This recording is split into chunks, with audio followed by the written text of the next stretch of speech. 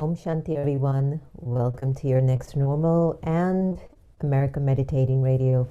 We are so happy to be partnering and collaborating together, because we're two peas in a pod, supporting the meditation museums here in the nation's capital and our global America Meditating podcast. Little did we know that 7.5 years later, America Meditating Radio would be a hobby that has really gone great.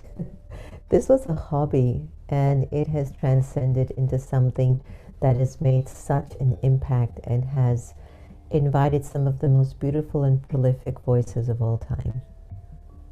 And of course, we all know the Meditation Museums is our sister company and our wonderful space in the Washington, D.C. area for folks to come in and find their respite.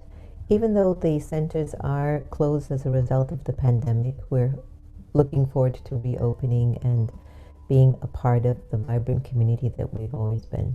But thanks to the inventor of Wi-Fi, internet, camera, this, light, action, we're still able to meet with each other and stay connected. To be socially linked is so important. Many of us believe in our dreams, and some of us kind of wonder what dreams are all about, and some of us walk around daydreaming. Right now, I daydream of us being in a retreat place. And as I'm thinking about it, I know that no thought goes to waste. And so if I can raise my vibrations high enough to fulfill some of the things that I've often envisioned, then of course it will happen. Sometimes it doesn't happen at that exact moment that I want it to happen, but it does happen. Today, I'm really privileged to welcome a very, very special guest to the Next Normal.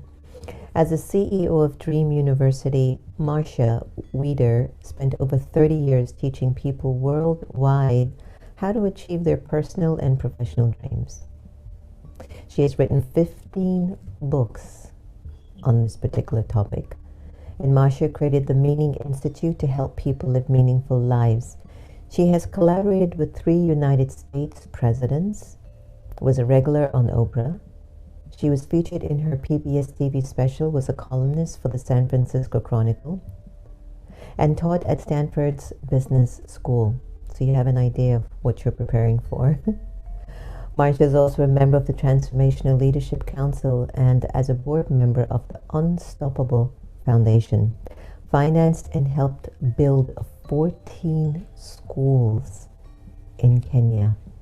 Let's put it together to welcome Marcia Wieder to the Next Normal and America Meditating Radio. Marcia, you're amazing. You're incredible. Thank you for having me on. It's a pleasure to be here with you. Where are you getting all this energy from? From God. Where else? I've always said that's my greatest gift. That's what I've been given. That's the perfect answer. I love that. Exactly. From the divine. Exactly. Absolutely. It's also interesting, Sister Jenna, because for decades I taught people how to create, how to manifest their dreams.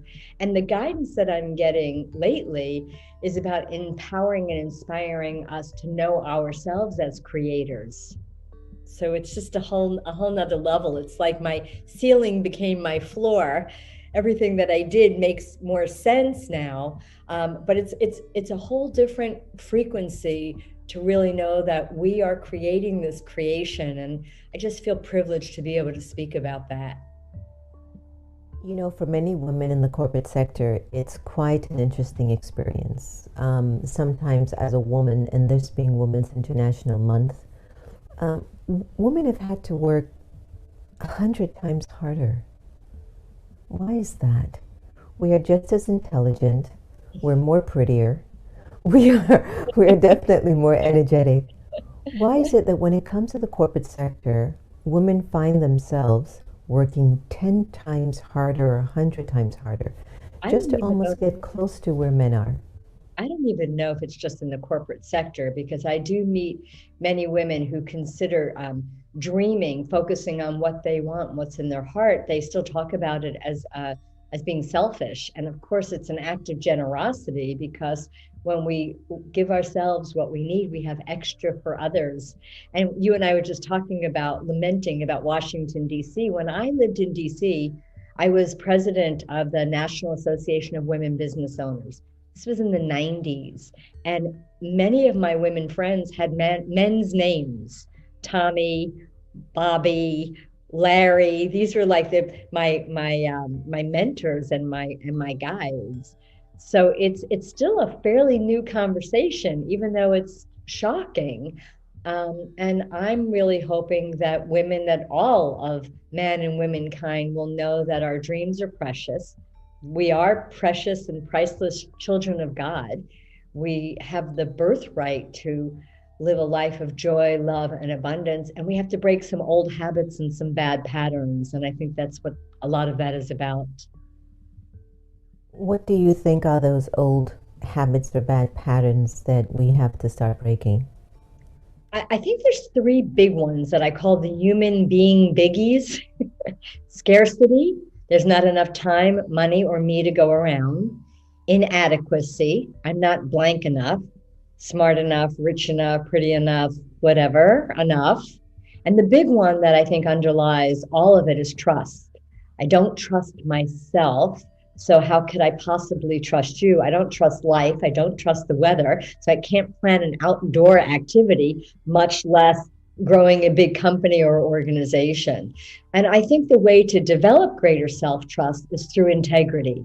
Our making and keeping our agreements with ourselves and others so that we can deepen our self-trust can help us strengthen the muscle that will allow us to dream bigger dreams, maybe take greater risks, and live with integrity at a soul level, to know who we really are and what is ours to do. And the other thing I would add in is discernment. The ability to say no more and no thank you. I meet so many women who are just afraid to say no. And I think when we try to be all things to all people, we wind up being nothing to nobody. So I think the ability to as we say no more and clear away the clutter. I mean, we don't always have a choice. Your kids need you, or you're under deadline at work, you may not have a choice. But when someone asks you to do something, if you don't have to and you don't want to, I hope you can consider saying no thank you, because as we say no more, we clear away some of the clutter and we can say now what to what's really important and meaningful to us. I'm wondering if the pandemic has actually helped all of us to start to be a little bit more introspective and sensitive to the nature of our thinking. You talked about integrity being one of the key components in building trust. But sometimes we don't check in with ourselves at a deep soul level as we're accustomed to. Let's just say, for example, I have a dream to open up a retreat place. It's not a dream, but let's say I know that it's destined. It's going to happen. I might be having a self-sabotaging thought without me even knowing, going, oh, well, this might have, I don't even know it, but I'm still kind of thinking I'm supposed to go in this direction. The point that I'm making is sometimes we miss that real important signal, which is coming in the form of a thought that doesn't help us to build self-trust. But we might have trust in something very external, like I trust money will come in. I trust the lights will go on. I trust these things. But how many of us trust ourselves, in which those thoughts are in alignment with the higher energy of God's vision on us? Can you talk about that a little bit? Yes, first I apologize for interrupting you. I'm coming to you. I'm in Lisbon, Portugal, and there was a slight lag, and I thought you were done, and I stepped on you. So forgive me. I'll try to give it a little more space. I feel that most of us are aware that our attitudes and beliefs are never neutral, and most of us understand that they either move us forward or hold us back. But I think often, and I was guilty of this as well, we forget that we can choose what we believe. And the question, I think, is, can you believe in yourself and your dreams, not because there are guarantees, promises, or assurances, but because something matters to you enough that you'll put a stake in the ground, set an intention, put yourself in right relationship with that intention through your integrity, and act on the dream to demonstrate you're more committed to the dream than to any doubt, fear, or reality. And I think the hardest step in the dreaming process is the pivotal step when we act on what's unknown and unseen. But we take that proverbial leap of faith because something matters enough to us. And from there, we have a new perspective. We have new resources. People relate to us differently because we're no longer just thinking about or talking about our dreams. We're demonstrating that we're serious by taking action. And I define a dream as simply something that you want. But there's a slight paradox because the difference between a dream and a fantasy, like winning the lottery, is that in a dream, you can design a strategy for getting there. However, if we go to strategy too quickly, we often compromise the dream down to what we realistically think is possible. And so if we never do anything about it, the dream remains a fantasy. But if we go to strategy too quickly, that can compromise on our passion and our vision.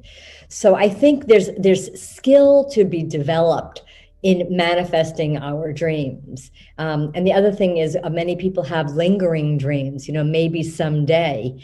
And I think that activates the doubter inside of us. When we say we're going to do something, we don't do it, that erodes a little bit of our self-trust. So I think trusting ourselves at one level are the keys to the kingdom. And I think it's something that can absolutely be developed. So if the biggest obstacle is not trusting ourselves and we can develop it like a muscle, then our ability to not just get the ideas, but to manifest our dreams becomes much more accessible and available. Beautiful, and it's so interesting because all of us have an innate feeling of self-trust recorded inside of us. It's just that maybe we've gone through an experience or a situation that we just can't let go of. It just keeps taking over our thinking and we're like, So one of the things that you have been really passionate about is your dream movement and moving things forward for you. And sometimes, I don't know, we find ourselves kind of trapped in something of the old, something of the past. And for me, I think about, is this preordained for me to be walking into? Because I'm so, maybe I put too much attention, Marcia, on living from a place of desires. I feel like desires are coming within me from a place that I'm lacking, that I don't think I'm enough. I don't think I've achieved enough. So I'm going to desire to be this. But for me, like the dream is connected to a vision. It's the inevitable. It's just that I don't know what time it's going to manifest. And that's how I feel about, dreaming and moving forward in life.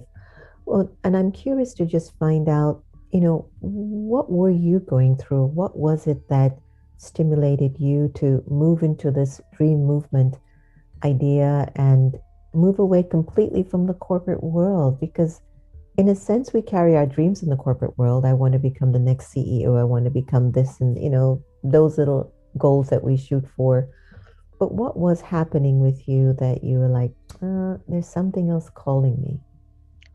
Well, it's happened more than once, right? I mean, there's different phases of life because I started this work 30 years ago. I've been teaching how to make dreams come true for a very, very long time.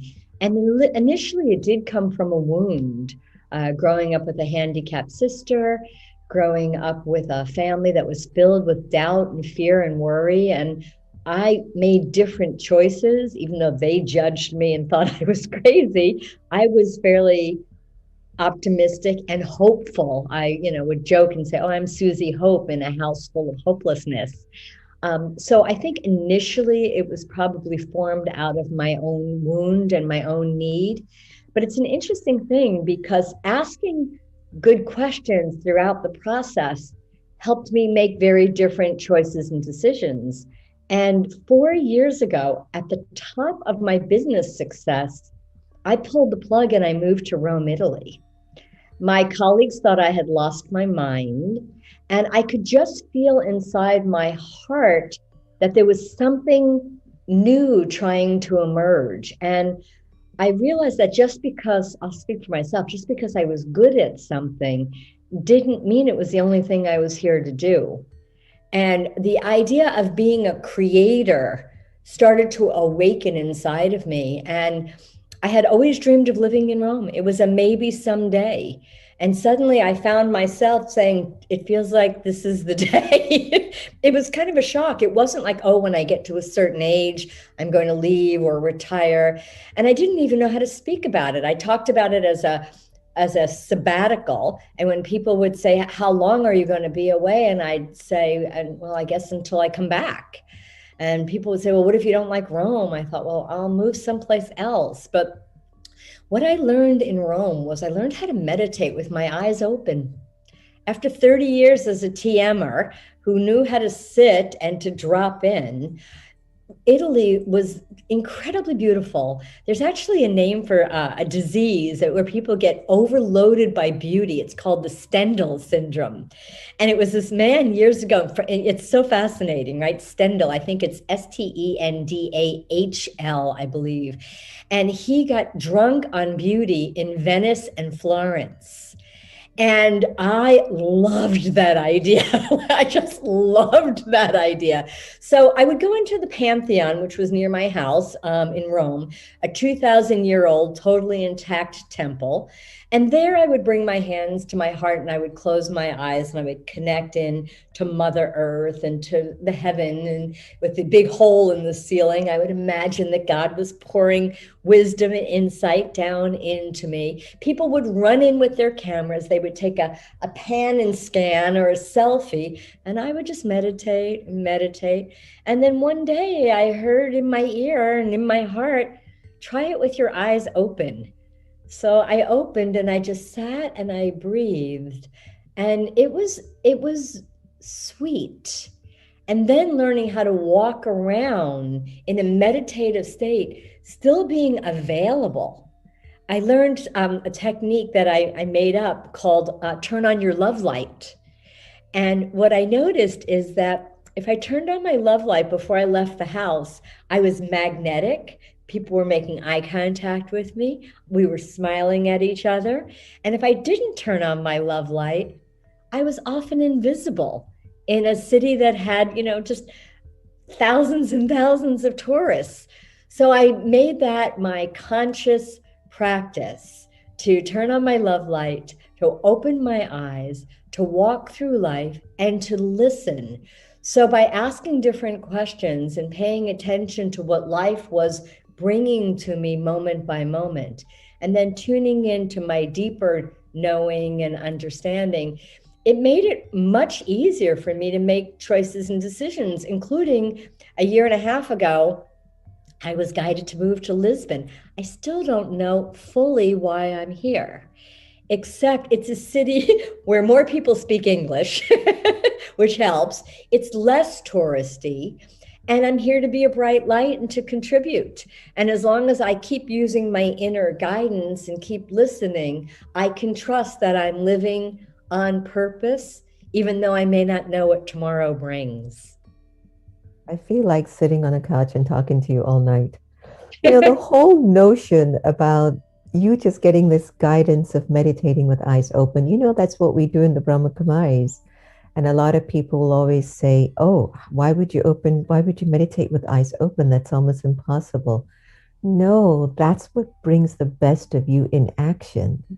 That's what makes you aware of everything around you so that you show up in the way that, is the highest expression of yourself. And I really am touched by you sharing that, and just the download of feeling God's light and God's vibrations flowing through you. I have to say, there are a lot of people out there, Marcia, who would like to fulfill their dreams. They have goals, they have desires, they have a vision, but they're scared. And they are buying into the fear of, well, what if I take the plunge? What if I go to Italy just like that? Okay, I feel a guidance. And let me tell you, I've been having a guidance to retire in a beautiful penthouse overlooking the Atlantic, but I just don't have the courage to do it. And there's some of us who just like, no, I can't. I have to take care of this, I have to take care of these people, I have to do that. But for me, just get me that 5,000 square feet penthouse overlooking the Atlantic. I'm good. I'll do spiritual work from there too. Now, there's some of us who just don't answer that guidance. How would you talk to us? Well, I would say we have lots of different parts, obviously, including we have a dreamer and we have a doubter. If we turn the voice of the doubter down, it becomes the realist. The realist typically wants to know what's the plan. Where are you going to get the time and where are you going to get the money? Those are its big needs. But before we turn the voice of the doubter down, I would encourage people to turn toward it and to hear what it has to say. Because if it's part of us, clearly it has a sacred function and a sacred role. And what I've discovered over a lifetime of this work and growing up with a family and a mom that was a big worrier and a lot of doubt and a lot of fear is that, well, let's see, a couple of things. First, the number one way that we sabotage our dreams is we project our fear and doubt into the dream.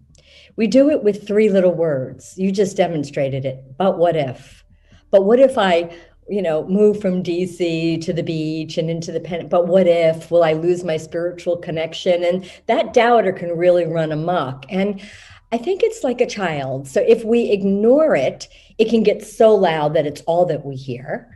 Or it can get so soft that it can unconsciously sabotage our dreams. So I would say, and it's counterintuitive, turn toward the doubter, ritualize the conversation, light a beautiful candle, pull out a journal and say, okay, doubter, I'm going to give you 10 minutes. Let me hear your doubts and fears. And by the way, the bigger the dream, often the bigger the doubts. And some people might say, well, I don't have any doubts. Well, some people would say you're not dreaming big enough. Some people might say, well, you've dealt with your doubter enough.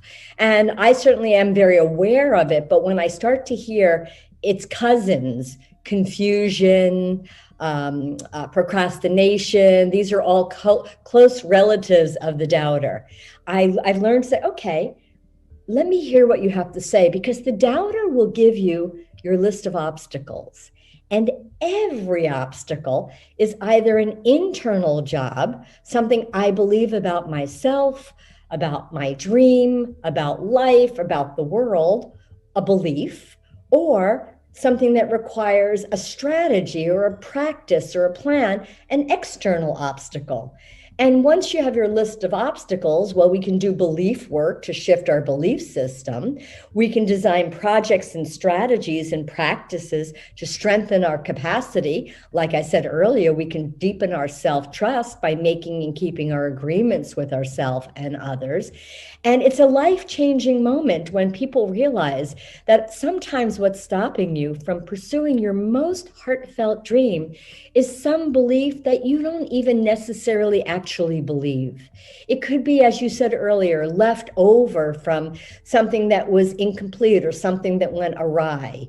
And we have an opportunity moment by moment to create our life, to discern as we're clearing away, to focus and be more intentional on what we truly want and what matters to us. But there's no question, the doubter can derail us, and everything gets thrown together in a big soup pot. So I have my dream, I have my doubts, I have my limiting beliefs, I have my mother's limiting beliefs, I have generations of limiting beliefs.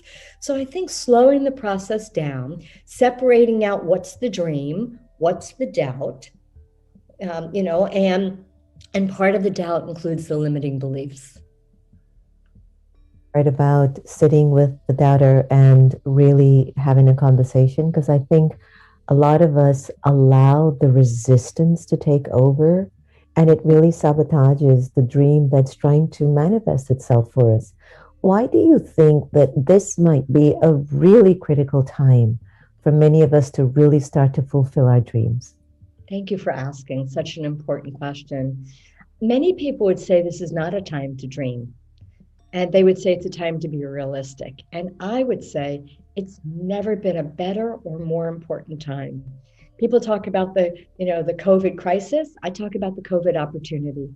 There's the opportunity, if you can get your feet on the ground, open your heart, ask good questions, clear away what's no longer true. It's a great time to take a little personal inventory, see what dreams have died. Which dreams are you still saying, gee, maybe someday? Because nothing activates the doubter more than saying you're going to do something and not doing it. So we can develop greater muscle during this time when we are home a little bit more and we have quieter time and a little more space. We can ask ourselves different questions. How do I want my life to be? And what am I willing to do about it? Questions that can be challenging and confronting, but I think we have an incredible opportunity right now to create and to manifest. So I would want people to know I'm not talking about dreams like fantasies. I'm talking about what is it that matters to you and what are you willing to do about it to prove that it matters. And I will add that big dreams or long-term dreams, where they often die, is when we just plop them on a to-do list. Even writing a book, putting it on your to-do list, do we ever get to it? No. So we want to take the big dream or the long-term dreams like retirement or down the line dreams and create short-term projects, a project that's 30 days or less. And the purpose of the project is to move you forward on the dream, something that you can easily accomplish in 1 month or less, because a month is a short enough period of time where you can stay passionate and excited, but a long enough period of time where you can see a result. And I think that's one of the tools and one of the skills that can change our mindset about what we're capable of. A lot. I mean, the whole thing of changing our mindsets, I mean, everything is just a thought away, Marcia. And this morning I woke up and I kept saying, it's all just a thought, Jen. You know that, right? It's just a thought. And then there's like all of these old, old baggage of thoughts. It's just sitting there. Remember back in the days when we used to fly and especially international flights, and I'm talking about like maybe 10 years ago when they didn't have all that weight restriction. When I would be going to India, we would pack everything in there, including your grandmother. There was just so much in that luggage. And half of the things you really didn't need when you got to the country, And I think that a lot of us are carrying a lot of useless memories, useless material. In a lot of your discussions, you talk about this ancient idea of a dream time and its connection to us understanding a soul level, our soul level. Could you elaborate a little bit more on that to help us to see in what way we can, bring something more to our lives to make it more fulfilling? It's a question I rarely get asked, so I love that you've opened the door. Thank you. I had the privilege in maybe my late 20s, early 30s, of meeting an Aboriginal elder in Australia. And I had started thinking about making dreams come true back then. So I said, what is this dream time that you talk about? And he said, we believe that if you can dream it, it can exist. If you dream it at night, it exists in reality. And luckily, I was curious enough to ask more questions. I said, well, how does that work? And he said, it's very simple. We don't lie.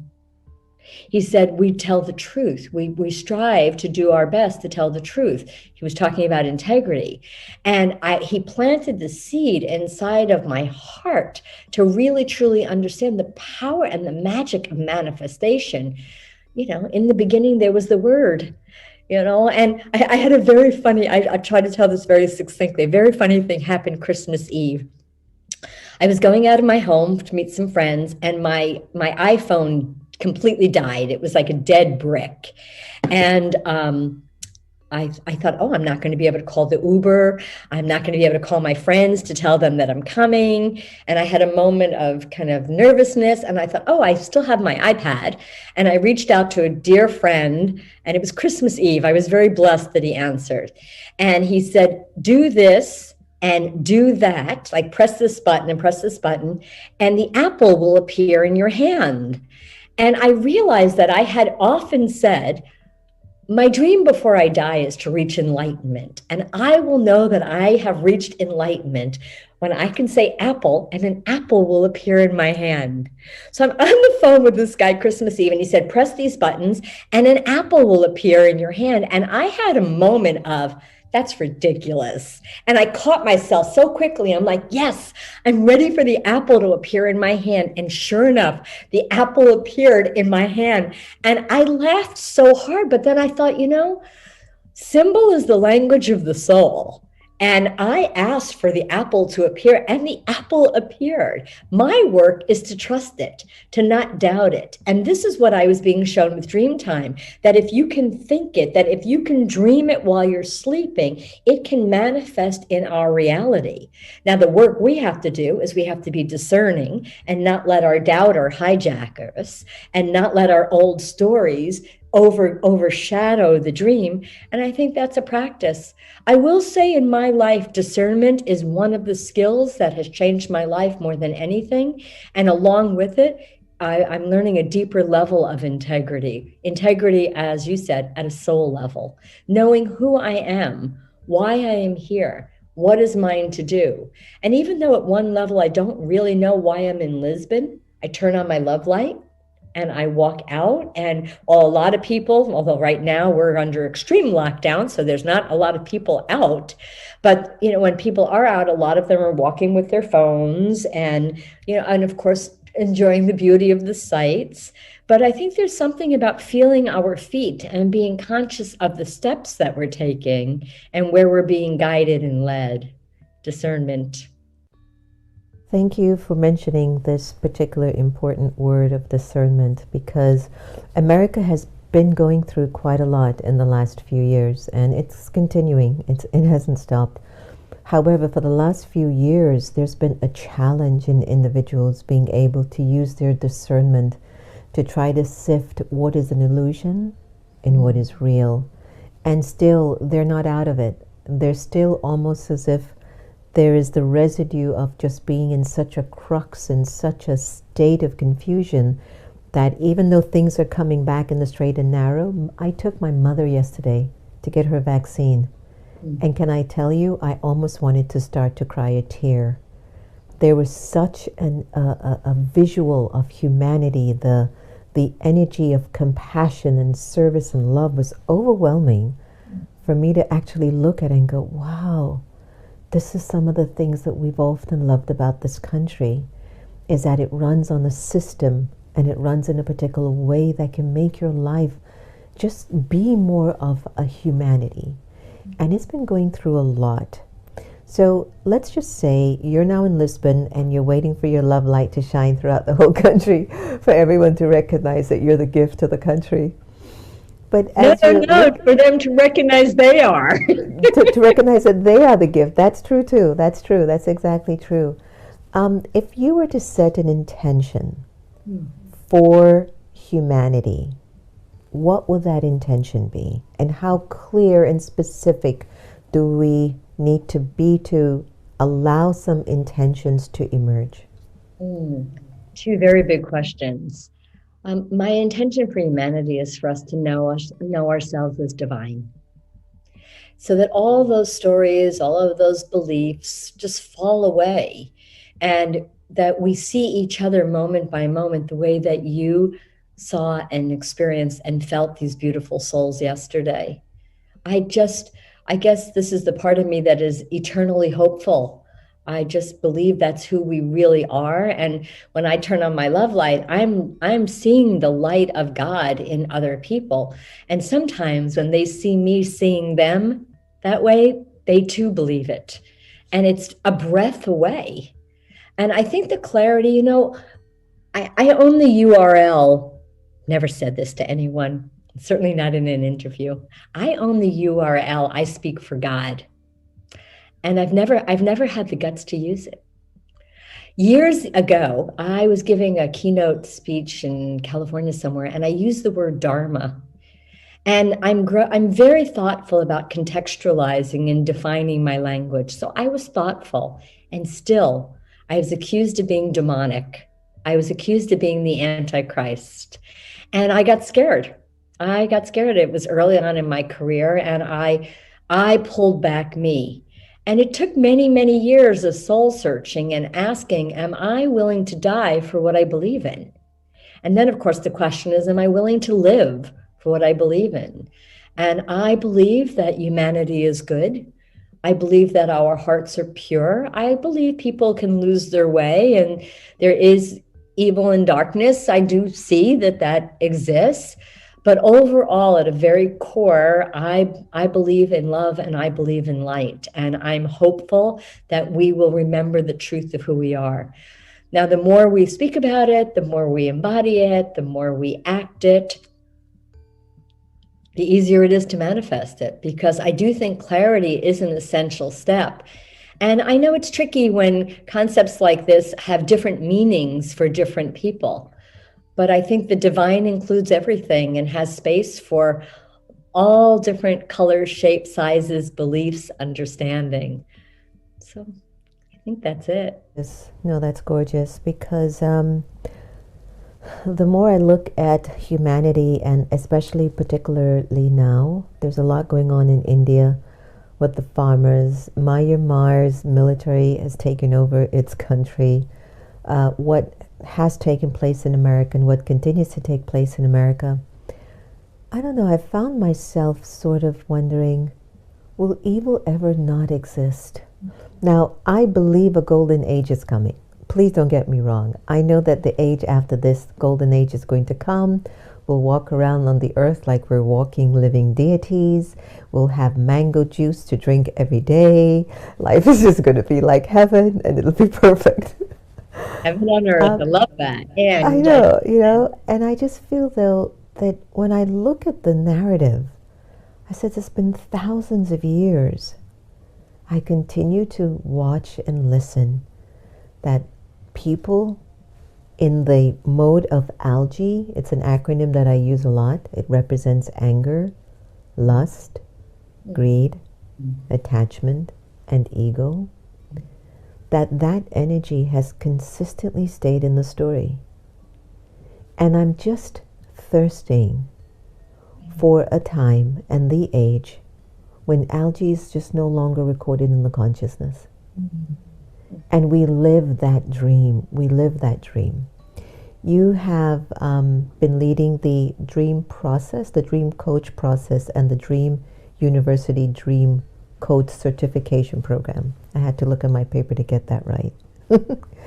And I wanted to find out, because I'm sure some of our viewers and listeners would be very, very interested in what you're offering. Could you tell us a little bit about that? And how could somebody get involved with your program? Thank you.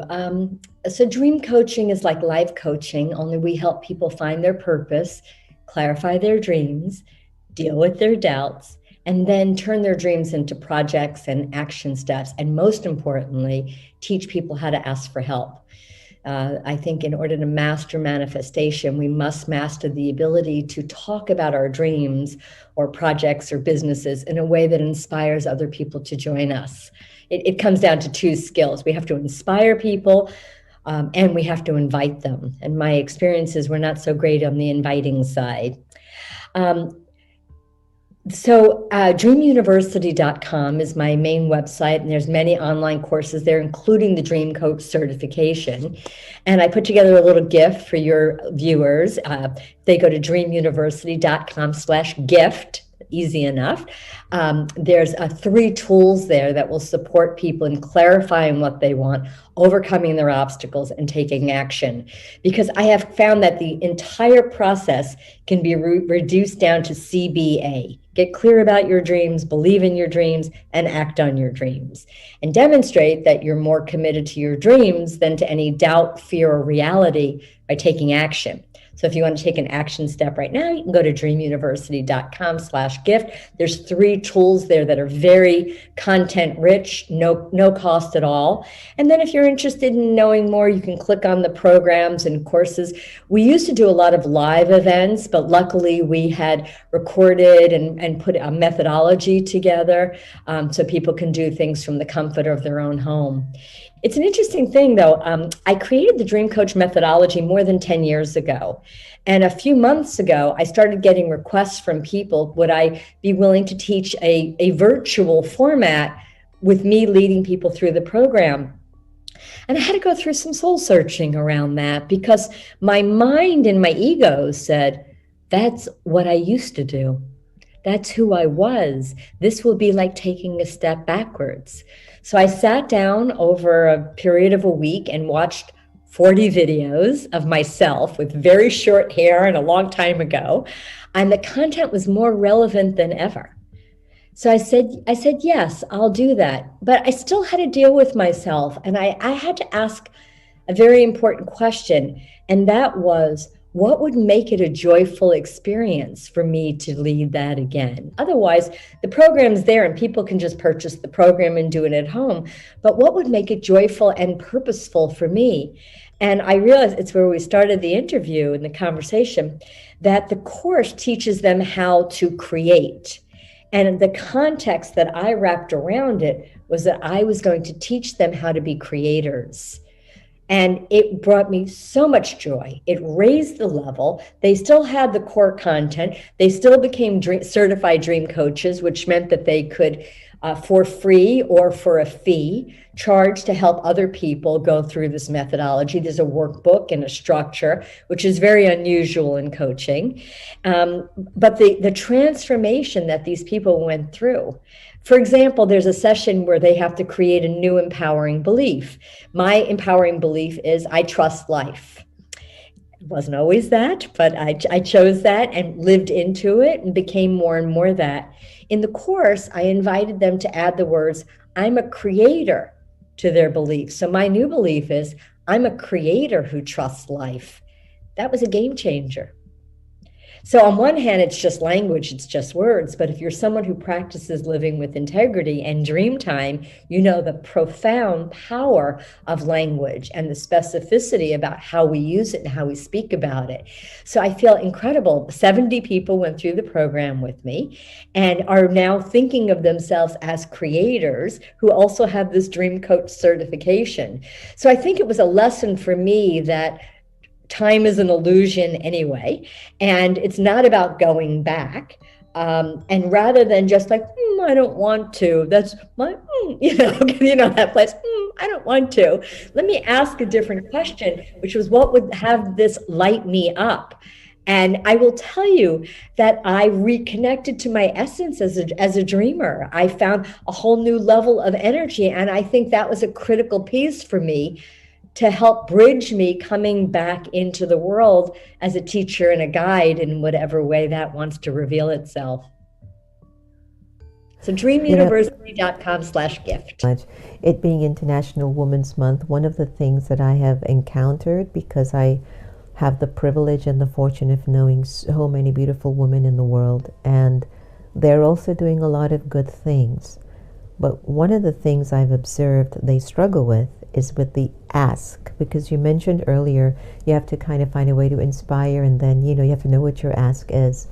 But I've found that sometimes we don't ask. Why is that? What is at the genesis of man or woman? You have a goal, you have a dream, you have an idea, you're a creative innovator for something that you believe is really amazing, but you're scared to ask for the funds, you're scared to ask for the opportunity, or you feel like you shouldn't ask, somebody should ask on your behalf. What is behind that stuckedness where we feel like, I can't ask, I don't know how to ask? Yeah, I love stuckedness. I love that. This is a great word, stuckedness. We've been taught to do it ourselves. We've been taught, there's I think a litany of reasons. And one of the sabotaging patterns is believing that I have to do it myself. Because if you kill yourself in the process, you're not going to be around to to reap the rewards of manifesting your dreams. And especially on a big dream, we need help.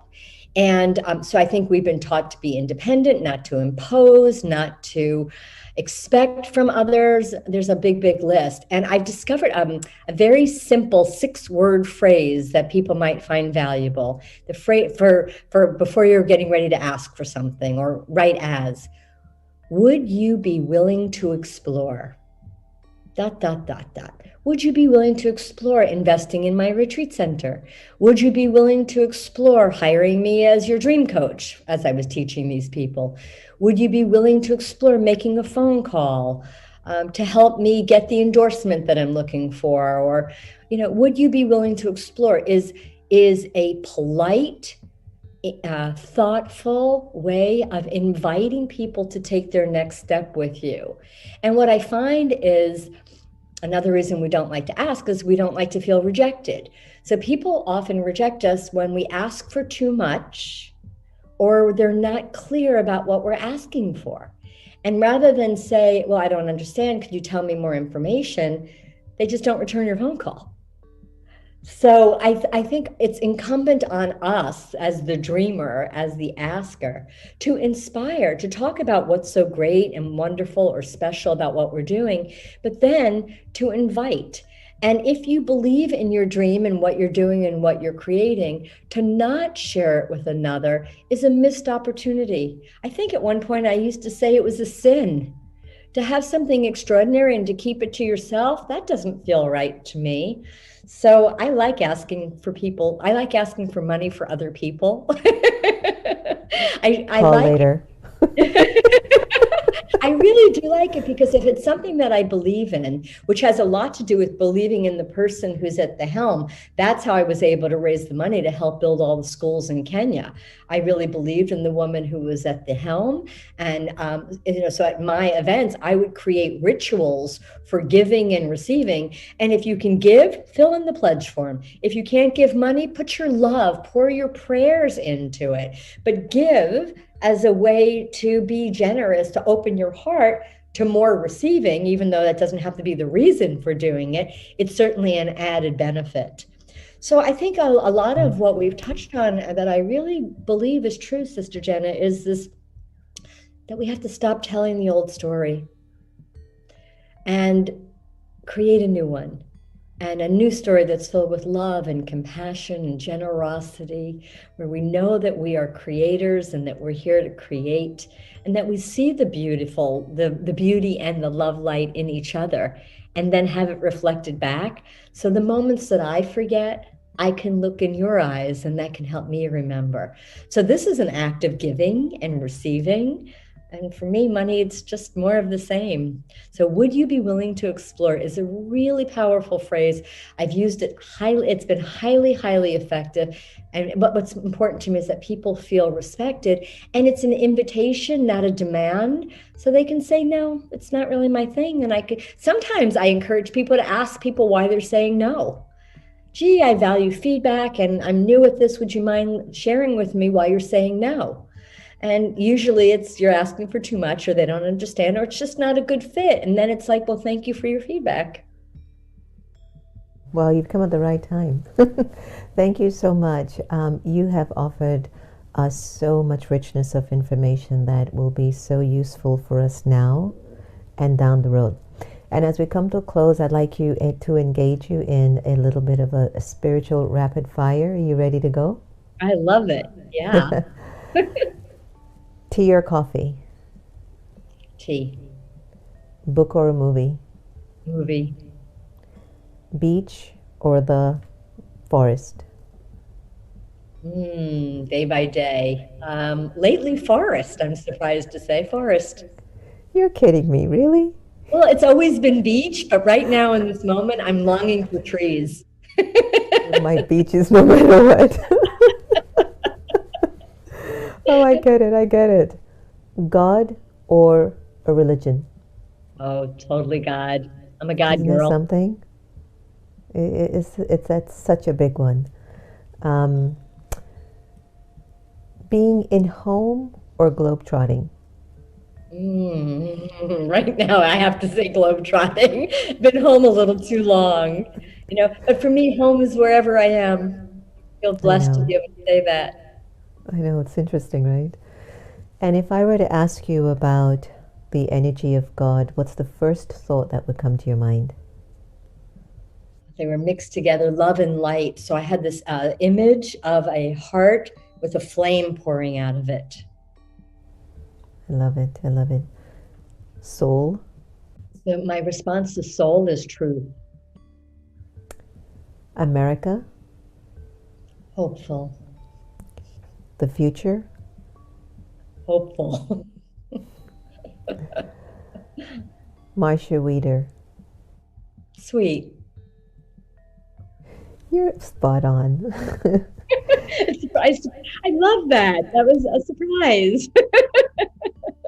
Absolutely spot on. Thanks so much for joining us here on The Next Normal and America Meditating Radio. For sure, you and I will have some to be continue moments, and I'm looking forward to that. I would really love it. I welcome it anytime. Thank you so much. I've thoroughly enjoyed our time together. Me too. Me too. Well, everyone, I hope you've enjoyed Marcia's wisdom, love, naturalness, beauty, authenticity, and the work that she's been offering. Please do contact her, and she's also given us some freebies, so take advantage of that now.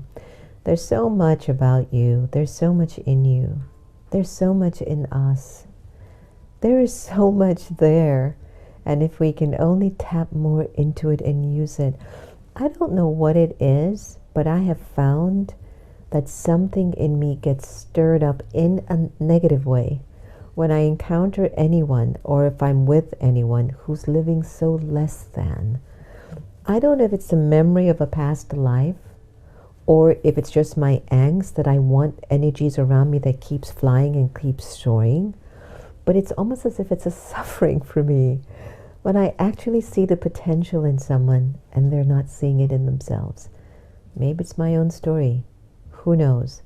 But let it be known to you, don't ever stop dreaming. One of the greatest gifts we have is to dream. And nobody, absolutely nobody, can take away our dreams. Only you can. So thank you for joining us on The Next Normal. And remember, no one can take away your happiness unless you give them permission.